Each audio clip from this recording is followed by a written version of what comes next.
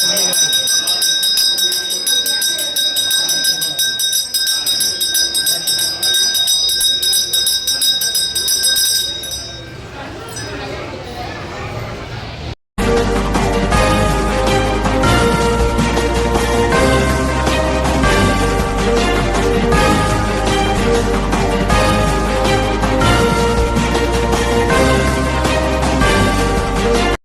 புதுக்கோட்டை மாரியம்மன் ஜாகீர் அம்மாபாளையத்தில் குடிகொண்டிருக்கும் ஸ்ரீ புதுக்கோட்டை மாரியம்மன் சுமார் 100 ஆண்டுகள் இது நிர்மாணம் பண்ணியிருக்கு. 100 ஆண்டுகளுக்கு முன்ன 1925 நிர்மாணம் பண்ணியிருக்கிறாங்க.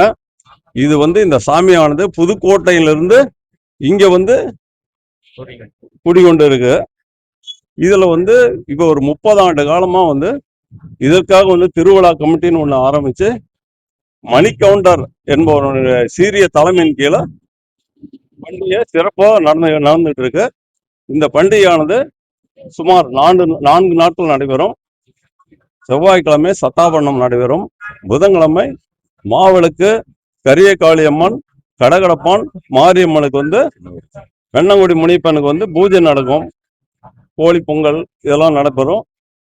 அன்று இரவு மாவிளக்கு பூஜை நடைபெறும். மாவிளக்கு பூஜையானது கரியகாளி அம்மன், கடகடப்பான், மாரியம்மனுக்கு இது சிறப்புற எல்லாருமே மாவிளக்கு எடுப்பாங்க.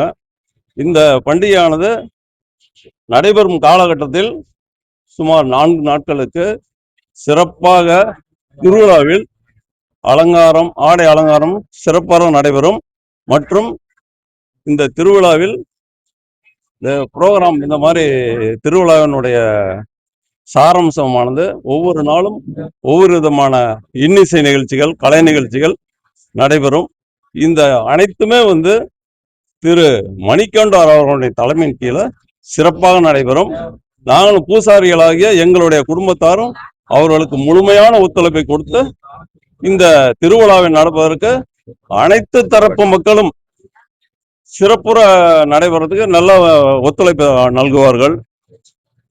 மற்றும் இந்த சுவாமியானது இந்த சுத்து வட்டாரத்தில் அனைத்து எதிலும் பண்டிகையிலுமே சிறப்புற நடைபெறும் 4 நாட்களும். வேற என்ன, அதாவது முதல் பூச்சாட்டுதல் நடைபெற்றிருந்து முதல் 15 நாட்களுக்கு தாய் கொலுவில் இருப்பால். அந்த நாளில் விதவிதமான அலங்காரங்கள் நடைபெறும். இன்றைக்கானது பூவாதிக்காரி அலங்காரம் நடைபெற்று இருக்கிறது. மீண்டும் இன்றைய இரவு தினம் சாமிக்கு வெள்ளி காப்பு சாத்தி அது சிறப்புற ஒரு அலங்காரம் பண்ணி தங்க கிரீடம் சாத்தப்படும். நாளை வியாழக்கிழமை கரகம், ஆடு பலி பூஜைகள் மற்றும் இரவில் அழகு குத்துதல் மற்ற சிறப்பான நிகழ்ச்சி நடைபெறும்.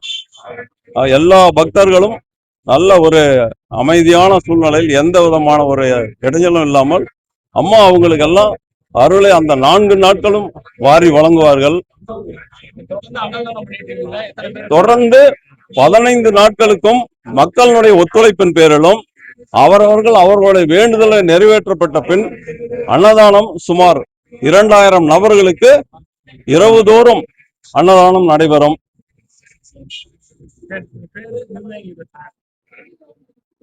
மதிப்பூசாரி குடும்பத்தினர், ஆகாஷ் பூசாரி மற்றும் பெரிய பூசாரி குடும்பத்தினர், நாங்கள் எங்களுடைய பூசாரி குடும்பத்தினர் சுமார் ஒரு 250 குடும்பங்கள் ஒன்றிணைக்கப்பட்டு ஒவ்வொரு முறையும் ஒவ்வொரு வருஷமும் ஒவ்வொரு பங்காளிகள் பூஜை முறையை சிறப்புற நடைபெறுவார்கள். அதற்கு தகுந்தாற்போல் ஊர் கவுண்டர்கள் மற்றும் விழா குழுவினர் அனைவரும் எங்களுக்கு மிகுந்த ஒத்துழைப்போடு இந்த திருவிழாவானது சிறப்புற நடைபெறும்.